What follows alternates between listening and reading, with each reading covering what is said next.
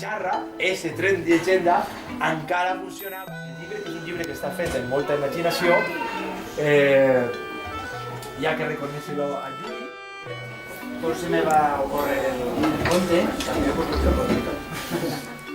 De quina ciutat? Napoleó, mira, Molt bé. I este tren no l'hem conegut. No volem pujar al tren.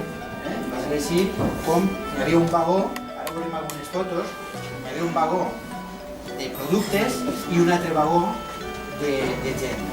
La gent pujava i sabeu que era molt lent, molt lent. Però si era lent, que a voltes parava o anava tan lent que la gent baixava, pixava i se'n tornava a pujar. És veritat. Allà arreglant la maquinària, la locomotora. La gent tranquil·la. A veure que el iaio finalment dura molt. Total, que van al parc d'Almoines, pugen al tren, peguen una volteta, entren a un túnel i quan ixen del túnel, a tota velocitat, hi ha un esclafit, unes llums, uns sorolls estranys, i quan ixen del túnel, de sobte, és molt divertit.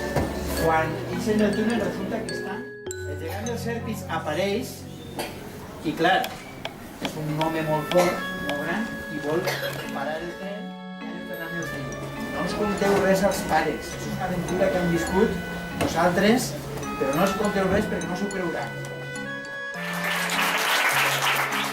el Col·legi ABC, el Col·legi Gregori Maians, Cervantes, Botànic, Enric Valor i altres col·legis de Gandia.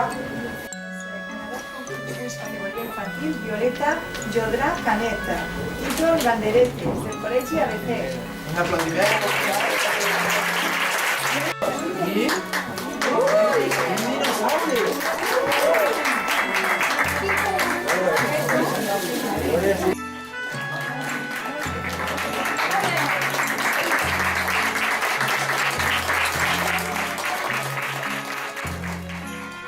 La meva vida a la biblioteca és